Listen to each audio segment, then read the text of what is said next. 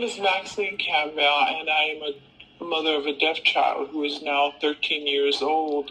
And I just wanted to share some of the experiences that I've had since having a deaf child and realizing that I had to learn a whole new way of helping to educate my child and have her going through the educational process.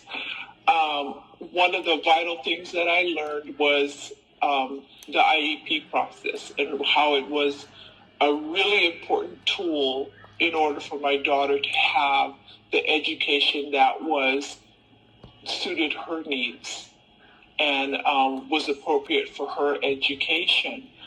I was fortunate that while back in Hawaii, there was a program that went around and taught parents the laws to protect your child's education. And I took advantage of those, it was called AWARE. It was an agency that just, went around the country and to help educate parents to become advocates for your child. It was a fortunate thing for me. And I remember after learning about the laws to protect my daughter's education and everything, and I remember when I went on her first IEP meeting, a woman who was a deaf infant specialist asked me if I needed anyone to be there to support her, but I was confident after learning what I did through that AWARE program that I would be able to do it on my own. But she kind of really wanted to be there because she wanted to know if the IEP was going to be appropriate. So I told her, okay, well, fine, you can come as long as you behave. And so here we were on the IEP meeting, and at the end of the meeting, she herself was totally impressed by the way the IEP went about. And so my daughter since then had been in Hawaii. There wasn't too much choices in placement. So she was in a public school in a special day class with about 8 deaf and hard of hearing children, different ages, different grade levels, and stuff. So by the time she was going into 3rd grade, I was seriously thinking what to do about her education, because now she was gonna be overwhelmed with information. So after friends had informed me about San Diego and what a large deaf community San Diego had, we decided to move here. And since then, it's been wonderful. And my daughter's thriving, and she's actually academically pretty successful. She just, the report card she just received, she got a 3.75 GPA, which I feel that the educational process, her IEP goals and everything have really met her needs, and that it was realistic goals for her. So today my daughter is a success story, but let me tell you what it was like in the beginning when I first learned that she was deaf. Of course, when she was months old, her pediatrician didn't believe me, that she could possibly have a hearing problem. And I kept talking and talking to professionals until she was referred to a pediatric neurologist for possible cerebral palsy. And when we flew to the other island to see this pediatric neurologist, I mentioned to her, because by the time we got there, Aloha had already progressed in her gross motor. So then that was out the window, the fact that she might possibly have cerebral palsy. But I did mention to her about her hearing. And this pediatric neurologist just took a tuning fork to Aloha's ear. And she says, I think you got something there. So she suggested that when I go back to the big island of Hawaii, to go to Easter Seals and tell Easter Seals I want a bear test done. From that moment on, Aloha was diagnosed severe to profound hearing loss.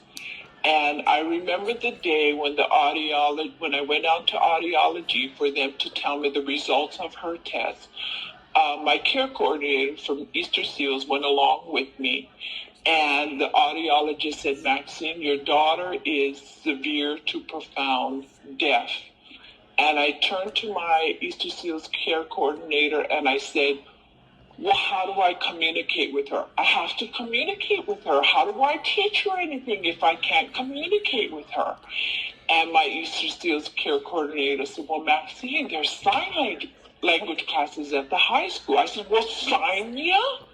I don't have time to waste here, because every moment that I'm not communicating with her, it's every moment that she is not learning. So it was just about when Aloha turned a year old. And so there we started with the sign language. And it was kind of, it was awkward for me. I was 39 years old, having to learn a whole nother language, have already raised 2 boys, and here I am raising a deaf child. I've never met a deaf person in my life. And here I gave birth to one, and I realized that I had to learn how to be a mother to her. I had to learn how to communicate with her. I had to learn a whole nother way of educating my daughter. So the sign language took off. And it was struggles. There were struggles. I really didn't have time to waste. I was just constantly on the go. So naturally, because I felt I didn't have time to waste, I didn't have time to feel guilty or to feel bad or anything, because she's my daughter. And how could I not want to learn to communicate with my own child? Of course, the family back in Hawaii went through the grieving process. Her dad's side of the family. It was hard for them to accept the fact that they had a family member who was not perfect, who was not hearing. And so I remember her dad's brother sitting the whole family down and saying, Aloha's reflection of her deafness is going to reflect our attitude towards her deafness. But it didn't help. The family continued to think, oh no, she'll be hearing one day. Next month, she'll be better. And then I realized, I slowly began to see Aloha shy away from the family because nobody was learning to communicate with her. And she would go there and feel left out, so I felt like, okay, so this is it. We're on our own. And I just got to focus on her, and I just got to focus on her education, and just, I felt like there's no reason why Aloha couldn't be moving along like any other normal child. Only that we're using sign language.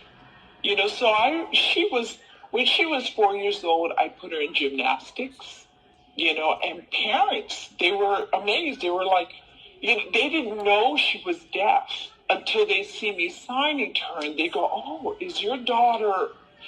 Yes, my daughter is deaf, and it was hard for people to say that.